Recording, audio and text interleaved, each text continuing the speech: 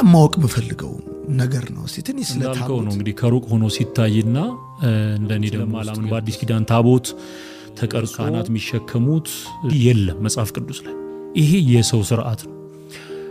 መጽሐፍ ቅዱስ ላይ የሌለን ነገር በስምም አንጠራምኛ በአዲስ ኪዳን ታቦት ብዬ ለመጥራት አልደፍርም። እና አራት ማዕዘን ጣውላ ነው እና ታቦቱ የሚካኤል ከሆነ ያው የመልአክ ስዕል የሆነ ይተዋል። አንተ በትክክል ገልጠህ ሰዎች ሲሰግዱ ጎረቤታቸው ለነበረ ሀብታም ጭምር ስም ነው የሚሰግዱት ማለት ነው።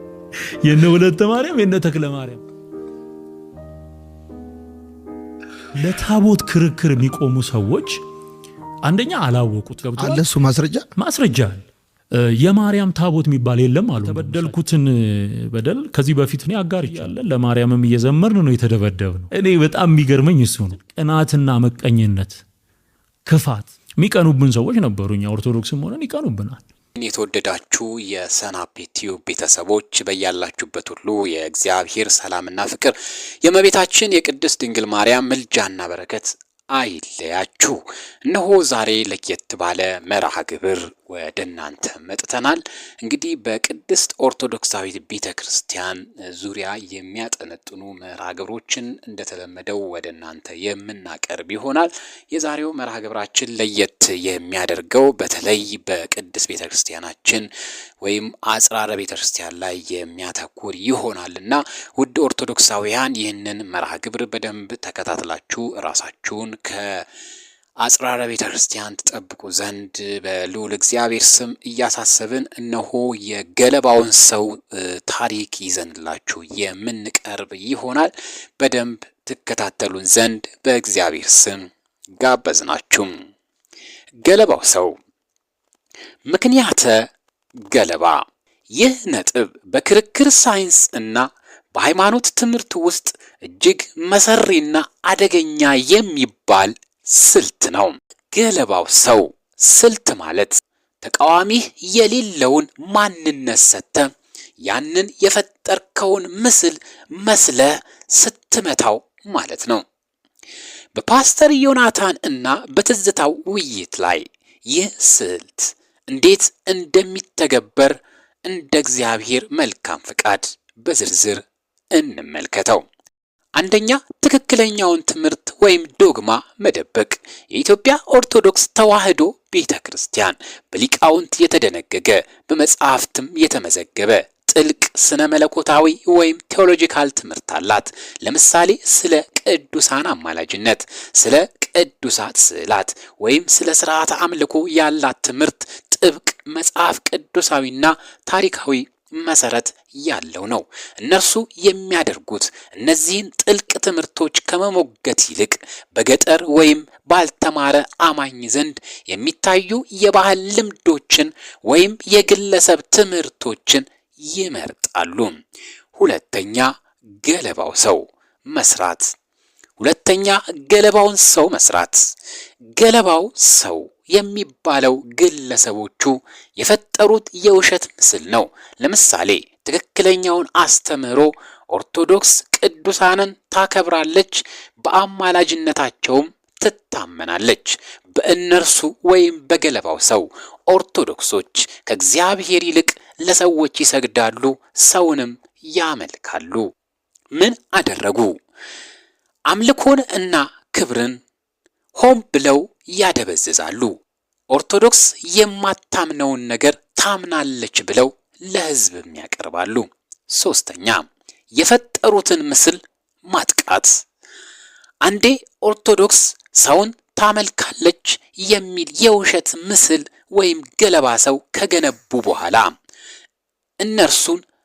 እርሱን ማጥቃት ለእነርሱ በጣም ቀላል ይሆናል ማለት ነው።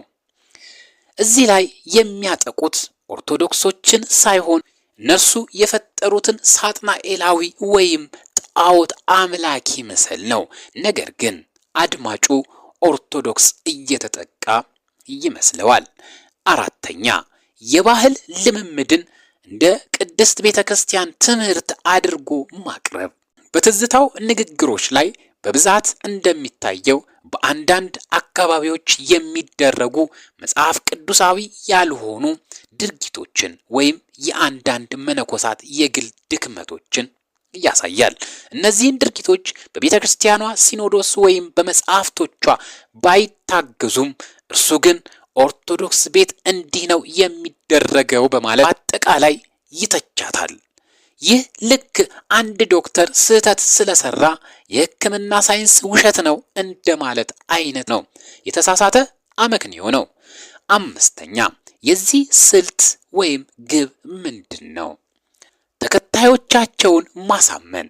የፓስተሩ ተከታዮች ስለ ኦርቶዶክስ ጥልቅ ዕውቀት ከሌላቸው ፓስተሩ የሚናገረው ገለባው ሰው እውነተኛዋ ኦርቶዶክስ ይመስላቸዋል።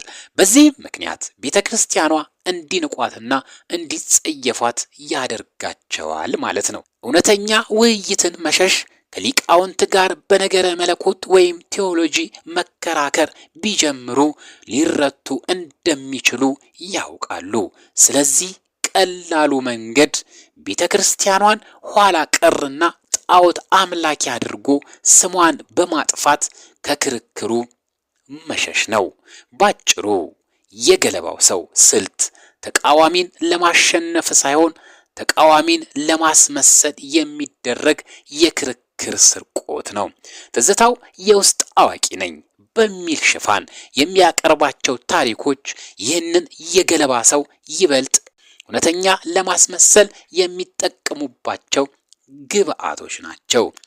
እነዚህ ነጥቦች በጥልቀት ስንመለከታቸው በብሮድካስቱ ላይ የሚታየው ድርጊቶች እንዲሁ በአጋጣሚ የመጣ ሳይሆን የታቀደ ወይም በስነ ልቦናዊ ግፊቶች የሚመራ መሆኑን እንረዳለን። እያንዳንዱ ነጥብ በዝርዝር እስኪ እያብራራን እንየው። የቡድን ማንነት ግንባታ። ይህ በሰው ልጅ ስነ ልቦና ውስጥ የኛ እና የነሱ ተብሎ የሚታወቅ ጽንሰ ሐሳብ ነው። የኛ ቡድን ፓስተር ዮናታን ተከታዮቹን የነቁ በመጽሐፍ ቅዱስ የሚመሩ እና ዘመናዊ አድርጎ ይስላል።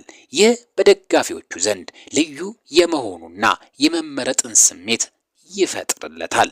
የእነርሱ ቡድን በተቃራኒው ኦርቶዶክሳውያንን ባህላዊ ያልነቁ ወይም ስርዓት አምላኪ አድርጎ በማሳየት ዝቅ ያደርጋቸዋል። ውጤቱ አንድን ቡድን አንድ ለማድረግ የጋራ ጠላት መፍጠር ቀላል መንገድ ነው። እነርሱ ኦርቶዶክሶችን ሲጠሉ ወይም ሲተቹ፣ እኛ የፓስተሩ ደጋፊዎች ይበልጥ እንቀራረባለን የሚል ስሜትን ይፈጥራል። ይህ ደግሞ በደጋፊዎቹ ዘንድ ታማኝነትን ያጠናክርለታል ማለት ነው። ሁለተኛ የትዝታው የመለወጥ ትረካ። የትዝታው የመለወጥ ትረካ ከአንድ እምነት ወደ ሌላ እምነት የተሸጋገሩ ሰዎች አንዳንድ ጊዜ ከአሮጌው እምነታቸው በላይ የአዲሱ እምነት ተከላካይ ይሆናሉ። ያለፈውን የመጥላት ስሜት ትዝታው በኦርቶዶክስ ውስጥ በነበረው ቆይታ ያጋጠሙትን የግል ውድቀቶችና የደረሰበትን እገዳ በውስጡ የመራርነትን ስሜት ፈጥሮበታልና ይህም መራርነት ቤተክርስቲያኗ መጥፎ ስለሆነች ነው የወጣውት በሚል ትረካ ተካው። አዲሱን ቡድን የማስደሰት ፍላጎት በአዲሱ ቡድን ወይም በፕሮቴስታንቱ ዓለም ሙሉ ተቀባይነት ለማግኘት ያለፈውን ሕይወቱን እንደ ጨለማ መሳል አለበት። ስለ ኦርቶዶክስ እጅግ አስከፊ ታሪኮችን በተናገረ ቁጥር በአዲሱ መንደሩ እንደ ጀግና ወይም ከባርነት ነፃ እንደወጣ ሰው ተደርጎ ይታያል። ይህ ደግሞ ራሱን እንዲያረጋጋ ይረዳዋል። ሶስተኛ የእውቅናና የገቢ ፍላጎት። በአሁኑ ዘመን ትኩረት ትልቅ ገንዘብ ሆኗል። ውዝግብ እንደ ስኬት። ሰዎች ከሰላማዊ ውይይት ይልቅ በአወዛጋቢ ነገሮች ላይ ትኩረት ይሰጣሉ። ፓስተር ዮናታን እና ትዝታው ኦርቶዶክስን ሲተቹ የኦርቶዶክስ አማኞች በቁጣ ቪዲዮን ያዩታል፣ ያጋሩታል፣ ሼር ያደርጉታል። ይህ ሁሉ ግጭት ለዩቲዩብ ቻናል እይታ ቪው ወይም ገቢ ረቨኒው ያስገኛል ማለት ነው። የአልጎሪዝም ተጽዕኖ በማህበራዊ ሚዲያ አልጎሪዝሞች ሰዎችን የሚያበሳጩ ወይም የሚያከራክሩ ይዘቶችን ይበልጥ ለብዙ ሰው ያሰራጫሉ። ግለሰቦቹም ይህንን ስለሚያውቁ ሆን ብለው የህዝቡን ቁጣ የሚቀሰቅሱ ቃላቶችን ይመርጣሉ። አራተኛ ፓራላይዜሽን፣ ህዝቡን ለሁለት መክፈል። ይህ በጣም አደገኛ ክፍል ነው። መካከለኛ መንገድን ማጥፋት በሁለቱ እምነቶች መካከል ያለውን የመከባበርና የውይይት ድልድይንም ይሰብራል። ወይ የፓስተሩ ደጋፊ መሆን አለብህ፣ ካልሆነ ግን የእውነት ጠላት ትባላለህ ማለት ነው። መከላከያ መፍጠር። ፓስተር ዮናታን ላይ ትችት ሲሰነዘር እሱ ለደጋፊዎቹ እውነቱን ስለተናገረ ነው ሰይጣን የሚዋጋኝ ይላቸዋል። በዚህ ጊዜ ደጋፊዎቹም ትችቱን እንደ መከራ ቆጥረው ይበልጥ ይደግፉታል ማለት ነው። ጥቅሙ ለፓስተሩ ይህ ነው። የማይናወጥ ደጋፊ ይፈጥርለታል። ለኦርቶዶክስ ቤተክርስቲያን ግን የስም ማጥፋትና የአማኞች መረበሽም ያመጣል ማለት ነው። ስለዚህ ውድ ኦርቶዶክሳውያን እነዚህ ግለሰቦች የሚጠቀሙት ስልት ሌላውን በማሳነስ ራስን ከፍ ከፍ በማድረግ ነው። ትዝታው የሚናገራቸው ውሸቶች ወይም ማጋነኖች ለራሱ ስነ ልቦናዊ ፈውስ፣ ቂሙን መወጫ፣ ለፓስተር ዮናታን ደግሞ ለተቋሙ ማጠናከሪያ፣ የገቢ ማድመቂያ ሆነው ያገለግላሉ ማለት ነው። ስለዚህ ኦርቶዶክሳውያን በጥበብና በማስተዋል እንመላለስ። መሰረታችን ጽኑ በማን ላይ እንደተመሰረትን እናውቃለንና ስለዚህ በገለባ ሰው አስተሳሰብ እንዳንሸወድ አደራ ለማለት እንወዳለን። እግዚአብሔር ሰላም፣ የድንግል ምልጃ ከሁላችን ጋር ይሁን። እነሆ ባለማስተዋል በሰይጣን ወጥመድ ውስጥ ያሉትን ሁሉ እግዚአብሔር በቸርነቱ ጥበብና ማስተዋልን አድሎ ወደ ቀናው መንገድ ይምራቸው እንላለን። ይቆየን።